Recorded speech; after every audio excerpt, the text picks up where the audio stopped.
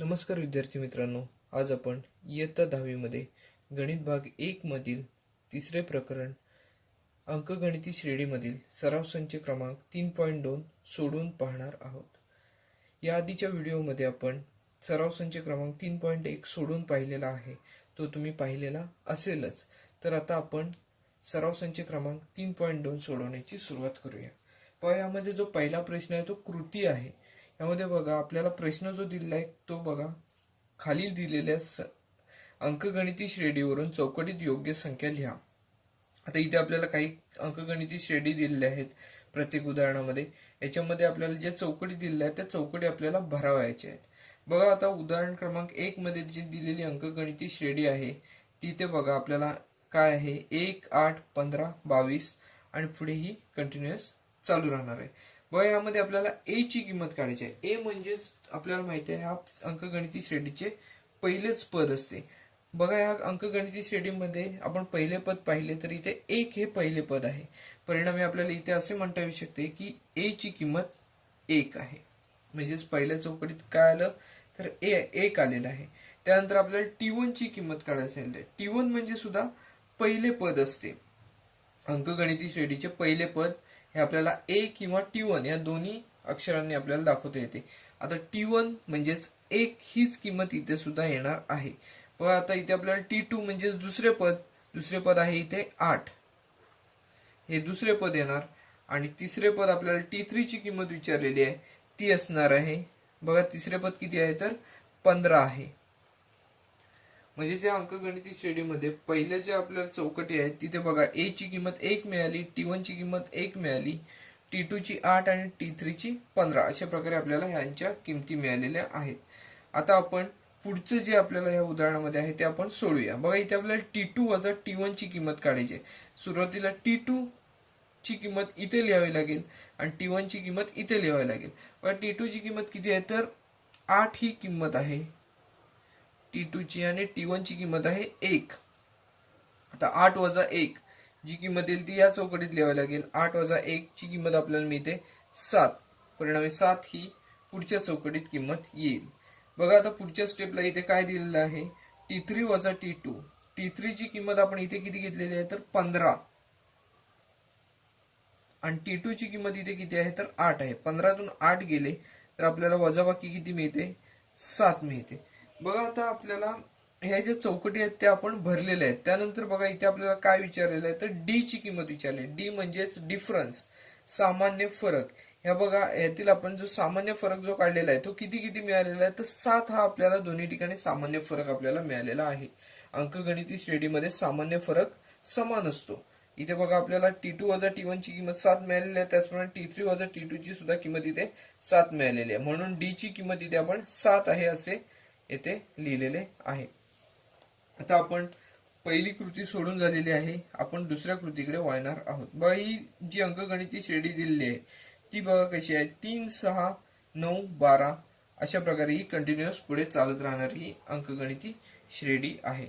आता यामध्ये आपल्याला पहिल्यांदा T1 ची किंमत काय आहे ती काढायची आहे। T1 ची किंमत बघा, T1 म्हणजेच पहिले पद इथे किती आहे तर 3 आहे। पहिल्या चौकटीत 3 आले। T2 ची किंमत आपल्याला काढायची आहे। T2 ची किंमत इथे बघा 6 आहे, दुसरे पद 6 आहे। परिणामी इथे T2 ची किंमत 6 येणार आहे। त्यानंतर बघा, T3 ची आपल्याला किंमत काढायची आहे। T3 ची किंमत म्हणजे तिसरे पद 9 आहे इथे, ते म्हणजेच आपण ह्या चौकटीत 9 लिहिणार आहोत। पुढे बघा, T4 ची आपल्याला किंमत काढायला सांगितली आहे। T4 बरोबर चौथे पद म्हणजेच 12 ही किंमत इथे येणार आहे। बघा, आता आपल्याला T1, T2, T3 आणि T4 च्या किमती आपण काढलेल्या आहेत। यावरून आपल्याला इथे काय सोडवायचं आहे तर T2 वजा T1 म्हणजेच दुसऱ्या पदातून पहिले पद वजा करायचे। याची डायरेक्ट आपल्याला किंमत लिहायची। बघा, आता दुसरे पद काय आहे तर 6 आहे, यातून पहिले पद 3, 6 मधून 3 वजा केले तर इथे आपल्याला 3च मिळतील। 6 वजा 3 3। तसेच आपल्याला इथे बघा काय विचारलंय, T3 वजा T2। T3 ची किंमत इथे 9 आहे आणि T2 ची किंमत 6 आहे।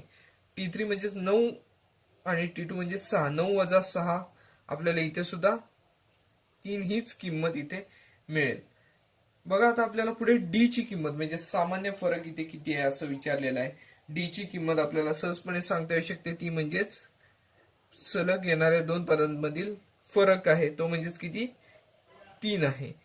इथे आपल्याला तिन्ही चौकटींमध्ये 3 मिळालेले आहेत. पुढच्या तिन्ही चौकटींमध्ये 3 मिळालेले आहेत. अशा प्रकारे आपली ही जी दुसरी कृती आहे ती सोडवून झालेली आहे. आता येथे आपण पुढच्या कृतीकडे वळणार आहोत. कृती क्रमांक 3 कडे वळूया. बघा इथे आपल्याला ही जी श्रेणी दिलेली आहे अंकगणिती श्रेणी ती कशी आहे बघा. -3, -8, -13, -18 आणि ही पुढे अशीच चालू राहणारी श्रेणी आहे. बघा आता इथे आपल्याला T1 ची किंमत काढायची आहे. T1 बरोबर इथे -3 आहेत ते आपण लिहूया. T2 म्हणजे दुसरे पद आहे. T2 ची किंमत इथे येणार -8. त्यानंतर बघा T3 ची किंमत म्हणजेच तिसरे पद -13 आहे. आणि T4 ची किंमत आपल्याला सांगितलेली आहे ती म्हणजेच काय आपण इथे लिहिणार तर -18 ही किंमत T4 ची येणार. बघा आता आपण T1, T2, T3 आणि T4 या चारही किमती लिहिलेल्या आहेत. पुढे बघा आता आपल्याला पुढे काय विचारलेलं आहे तर T2 वजा T1 ची किंमत आपल्याला काढायला सांगितलेली आहे. T2 ची किंमत किती आहे तर -8 आहे वजा T1 ची किंमत -3. -8 वजा -3 इथे बघा ऋण एकत्र येऊन -3 होणार आहेत म्हणजे -8 अधिक 3 लहान संख्येतून मोठी संख्या वजा होणार आहे ते आणि इथे येणार -5 ही किंमत येणार. तसेच बघा इथे T3 वजा T2 T3 ची किंमत आहे -13 वजा -8 ऋण एकत्र येऊन -8 होतील म्हणजेच -13 वजा 8 इथे सुद्धा आपल्याला -5 हीच किंमत मिळेल. बघा इथे आपलं T2 वजा T1 ची किंमत -5 मिळालेली आहे. त्याचबरोबर T3 वजा T2 ची सुद्धा किंमत आपल्याला -5 हीच मिळालेली आहे. तर आता आपण काय करूया A ची किंमत पुढे जे आपल्याला विचारलंय ते सोडूया. A ची किंमत म्हणजेच काय तर येथील पहिले पद काय आहे तर इथे -3 म्हणजेच A ची किंमत आपल्याला इथे मिळालेली आहे -3 आणि D म्हणजे सामान्य फरक जो आपल्याला मिळालेला आहे -5. अशा प्रकारे हे उदाहरण सोडवता येऊ शकेल. आता आपण चौथ्या उदाहरणाकडे वळूया. चौथे जे उदाहरण आहे त्यामध्ये जी श्रेणी दिलेली आहे ती बघा 70, 60, 50, 40 आणि अशा प्रकारे ही श्रेणी पुढे पुढे चालू राहणार आहे. यामध्ये बघा जर आपण T1 ची किंमत काढायची म्हटली तर पहिले पद इथे आपल्याला काय दिलेलं आहे तर 70. T1 ची किंमत 70 मिळाली. T2 ची किंमत बघा दुसरे पद म्हणजेच 60. T3 ची किंमत तिसरे पद म्हणजेच 50 मिळालेली आहे. बघा T1 ची किंमत 70 मिळालेली आहे, T2 ची किंमत 60 मिळालेली आहे आणि T3 ची किंमत 50 मिळालेली आहे. तिन्ही किमती आपल्याला मिळालेल्या आहेत. आता आपण A ची किंमत काढूया. A म्हणजेच यातील पहिले पद 70 आहे म्हणजेच A बरोबर इथे या चौकटीत 70 येणार आणि D ची किंमत काढायची. आता D ची किंमत काढत असताना क्रमाने येणाऱ्या दोन पदांमधील फरक ही D ची किंमत असते. आता बघा T1 ची किंमत आहे 70, T2 ची 60. 60 वजा 70 जर केलं तर लहान संख्येतून मोठी संख्या इथे आपण वजा करणार आहोत म्हणजेच उत्तराला ऋण चिन्ह येईल. इथे आपल्याला -10 मिळतील. बघा इथे आपलं पहिलं जे उदाहरण आहे ते सोडून झालेलं आहे. बघा ही कृती होती, अतिशय सोपी अशी कृती होती. आता आपण दुसऱ्या उदाहरणाकडे वळणार आहोत. दुसरे जे उदाहरण आहे ते बघा काय आहे. खालील क्रमिका अंकगणिती श्रेणी आहे का ते ठरवा. असेल तर त्या श्रेणीचे 20वे पद काढा. आता आपल्याला एक क्रमिका दिलेली आहे. ही क्रमिका अंकगणिती श्रेणी आहे किंवा नाही हे आपल्याला ठरवायचे आहे. आता हे ठरवण्यासाठी आपण सुरुवातीला काय करणार तर येथे ही जी अंकगणिती श्रेणी दिलेली आहे, क्रमिका दिलेली आहे ती बघा -12, -5, 2, 9, 16, 23, 30 अशा प्रकारे ही दिलेली आहे. याच्यामध्ये आपण काय करणार तर T1, T2, T3 अशा किमती घेऊया. T4 पर्यंतच्या किमती घेऊया आणि सामान्य फरक जो आहे तो समान येतोय की भिन्न येतोय तो पाहूया. बघा येथे T1 बरोबर पहिले पद म्हणजेच -12 आहे. T2 बरोबर -5, T3 बरोबर 2, T4 बरोबर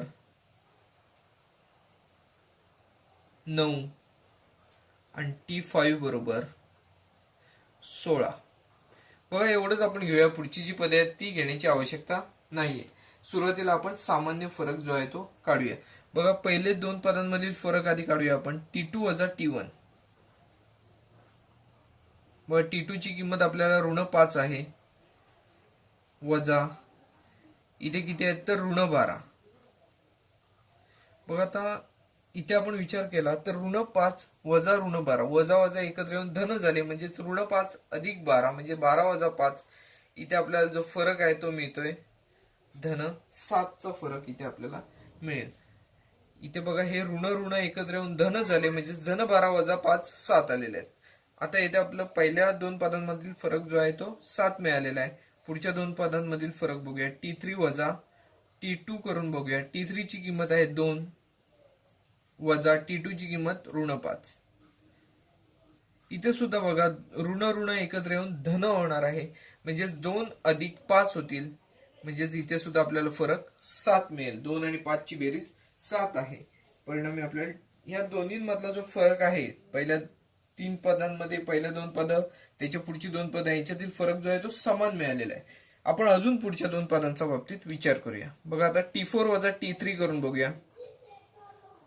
T4 वजा T3 बरोबर T4 ची किंमत आहे 9 वजा T3 ची किंमत आहे 2.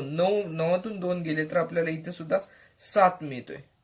अजून बघा T5 वजा T4. T5 मधून T4 वजा केले व T5 ची किंमत आहे 16 वजा T4 ची किंमत आहे 9. 16तून 9 वजा केले तरी सुद्धा इथे आपल्याला 7 हीच संख्या मिळेल. परिणामी बघा आपल्याला इथे सामान्य फरक जो आहे तो स्थिर मिळतोय. सामान्य फरक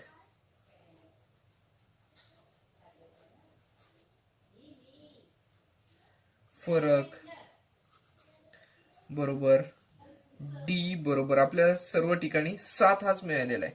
म्हणजेच काय, सामान्य फरक हा स्थिर आहे. सामान्य फरक स्थिर आहे असं इथे आपल्याला दिसून येत आहे.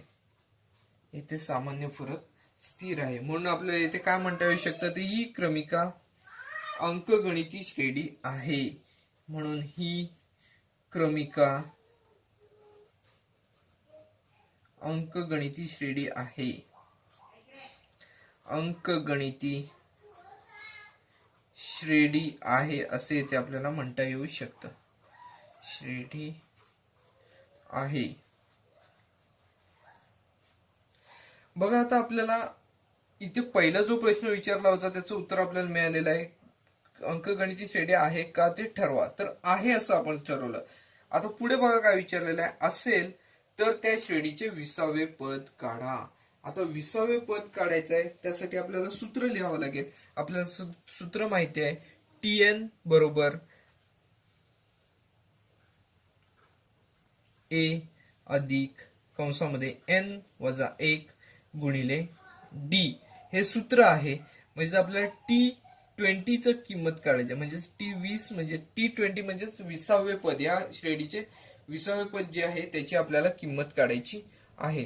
तर आता 20वे पद काढण्यासाठी N ची किंमत आपण 20 घेऊया आणि सोडूया. A म्हणजेच काय आहे, तर पहिले पद आहे. पहिले पद आपल्याला काय माहिती आहे, तर ऋण 12 आहे अधिक N ची किंमत 20 आहे. 20 वजा 1 गुणिले D ची किंमत आपण किती काढलेली आहे, तर 7 काढलेली आहे. गुणिले 7. D म्हणजेच 7. सामान्य फरक जो आहे तो त्याची किंमत म्हणजेच D ची किंमत असणार आहे ती म्हणजे 7 आहे. बघा आता आपण 20वे पद काढण्यासाठी हे सोडवूया. ऋण 12 अधिक 20 वजा 1 19 गुणिले 7. आता 19 गुणिले 7 यांच्या हा गुणाकार सुरुवातीला आपल्याला करावा लागेल. बघा ऋण 12 अधिक 133. 19 गुणिले 7 तर 133 आहे, आपल्याला माहिती आहे. बघा आता आपल्याला ऋण 12 अधिक 133 यांची वजाबाकी करावी लागेल, कारण चिन्ह यांना दोन्हींना पण भिन्न आहेत.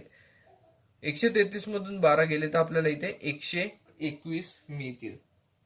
बघा आता आपल्याला इथे आपण काय केलं, सुरुवातीला ही क्रमिका अंकगणिती श्रेणी आहे असं ठरवलं आणि त्यानंतर 20वे पद जे आहे ते आपण इथे मिळवलेले आहे ते आपल्याला किती मिळालेलं आहे तर 121 आहे. मग आता आपण शेवटला वाक्य लिहूया. ही क्रमिका किंवा दिलेली क्रमिका अंकगणिती श्रेणी आहे. अंकगणिती श्रेणी आहे व तिचे 20वे पद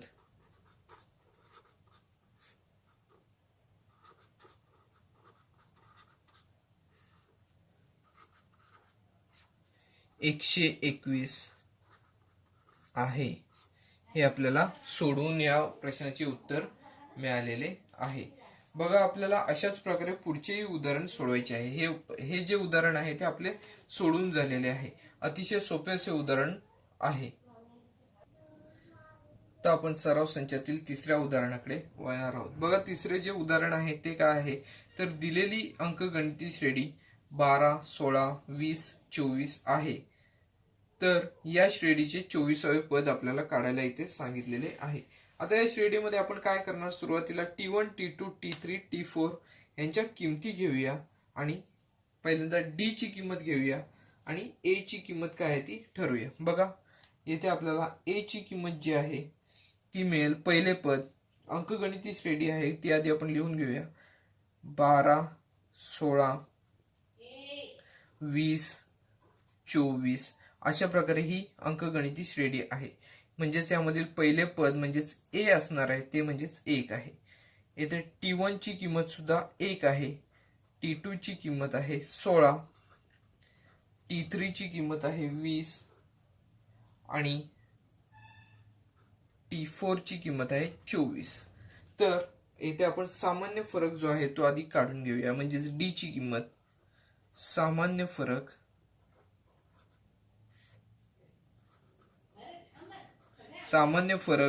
D बरोबर T2 वजा T1 बरोबर T2 ची किंमत आहे इथे 16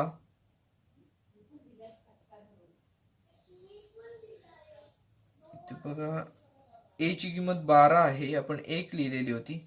T2 वजा T1 T2 ची किंमत आहे 16 वजा 12. 16 मधून 12 गेले तर आपल्याला इथे 4 मिळतील. म्हणजे आपल्याला D ची किंमत इथे काय मिळालेली आहे तर 4 मिळालेली आहे. A ची किंमत मिळालेली आहे 12. तर यावरून आपण 20वे जे पद आहे 24वे जे पद आहे ते आपण काढायचे आहे. मग आता आपण सूत्र लिहून घेऊया. सूत्र आहे Tn बरोबर A अधिक कंसामध्ये n वजा 1 गुणिले D हे आहे ते सूत्र आहे. मग आता आपल्याला 24वे पद काढायचे म्हणजेच n ची किंमत इथे आपल्याला 24 घ्यावी लागेल. T24 बरोबर A ची किंमत आहे इथे 12 अधिक n ची किंमत 24 वजा 1 गुणिले D ची किंमत आहे 4. बघा आता हा आपण गुणाकार करून पाहूया. पुढची स्टेप जी आहे ती कशी होईल बघा. कंस आधी सोडूया. 12 अधिक 24 वजा 1 23 गुणिले 4. बघा या स्टेप मध्ये आपल्याला सुरुवातीला गुणाकार करून पाहावा लागेल. 12 अधिक 23 गुणिले 4 92. 12 अधिक 92 आपल्याला इथे मिळतील 104. म्हणजेच बघा आपल्याला या अंकगणिती श्रेणीचे 24वे जे पद शोधायचे आहे ते पद आपल्याला किती मिळालेले आहे तर 104 हे पद मिळालेले आहे. म्हणून आपण इथे काय लिहिणार तर म्हणून दिलेल्या अंकगणितीचे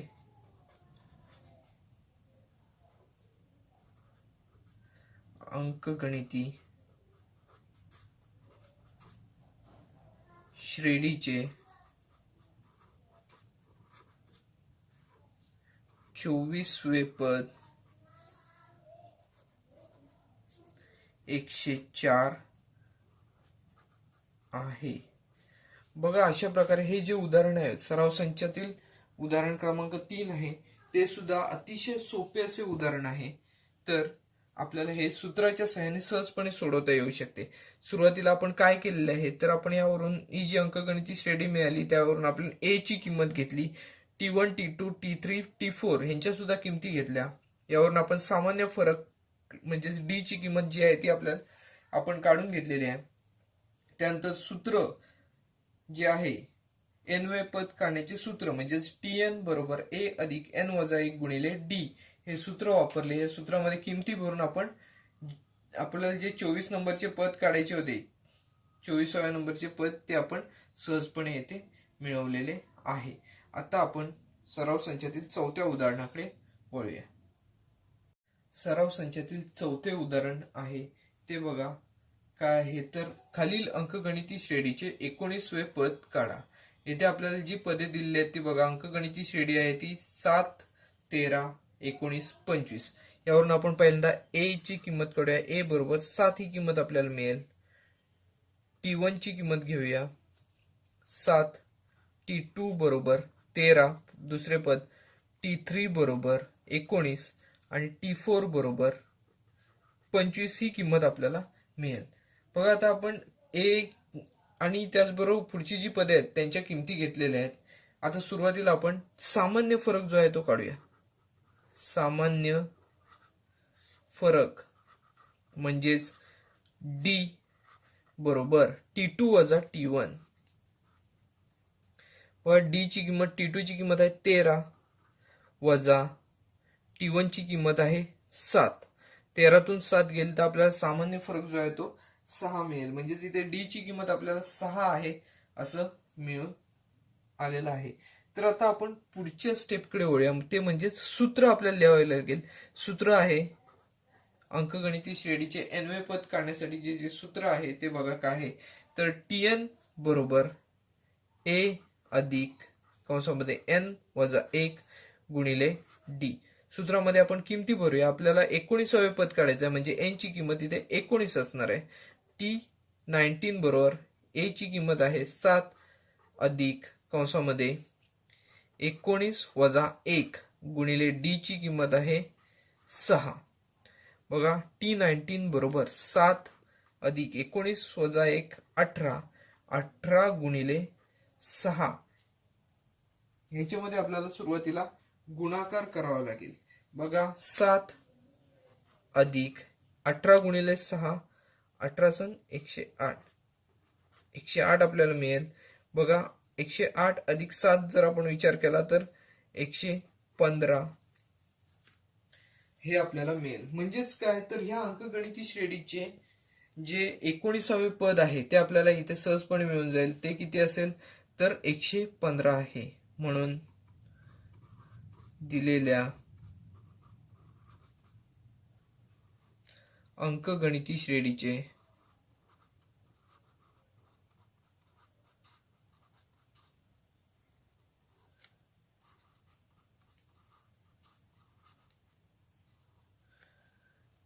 एकोणीसवे पद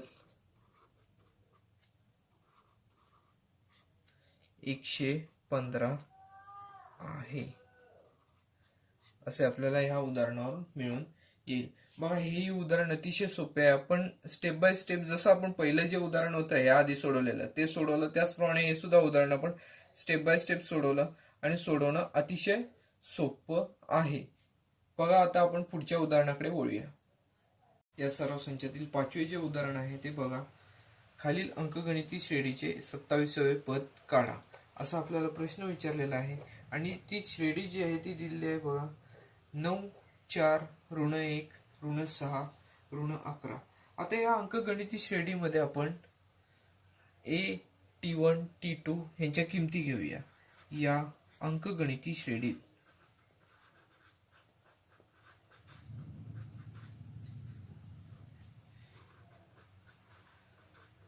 बघा ए ची किंमत आहे ते ए म्हणजेच पहिले पद तर 9 म्हणजेच T1 ची किंमत आहे ते 9. T2 ची किंमत आहे 4. T3 ची किंमत आहे ऋण 1. T4 ची किंमत आहे ऋण 6. आता येथे आपण सामान्य पद जे आहे सामान्य फरक जो आहे तो आपण काढूया. सामान्य फरक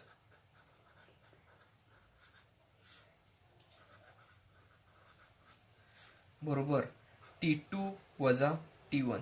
T2 ची येथे किंमत किती आहे तर 4 आहे, वजा T1 ची किंमत आहे 9. बघा इथे लहान संख्येतून मोठी संख्या वजा करतोय म्हणजे उत्तराला ऋण चिन्ह येणार.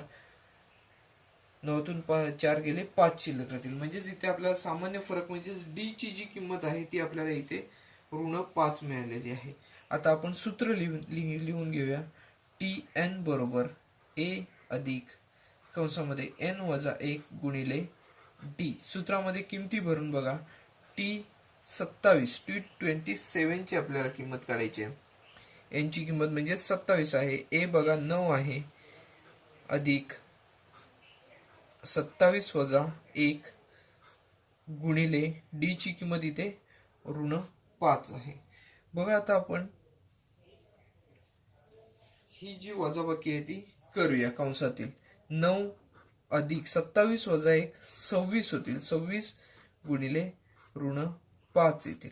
बघा 26 गुणिले ऋण 5 आपल्याला ऋण 130 मिळतील. म्हणजेच 9 अधिक कंसामध्ये ऋण 130 मिळतील. बघा 130 ला ऋण चिन्ह असल्यामुळे 9 वजा 130 होतील. म्हणजे याचं उत्तर आपल्याला मिळेल 130 वजा 9 121 आणि ऋण ह्याला चिन्ह राहील. म्हणजेच आपल्याला ह्या अंकगणिती श्रेणीचे 27वे जे पद आहे ते किती मिळाले तर 121 आहे असे मिळालेले आहे. म्हणून दिलेल्या अंकगणिती श्रेणीचे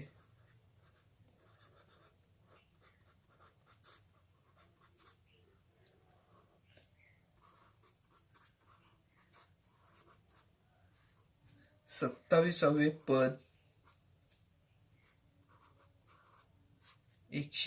ऋण 121 आहे असे आपल्याला यावरून मिळालेले आहे. तर पहा, आपले सराव संचातील पहिली 5 जी उदाहरणे आहेत ती सोडून झालेली आहेत. उरलेली जी उदाहरणे आहेत ती याच अनुषंगाने आपल्याला सोडवायची आहेत. तर व्हिडिओ आवडला असल्यास नक्कीच लाईक करा, चॅनल सबस्क्राईब करा. धन्यवाद.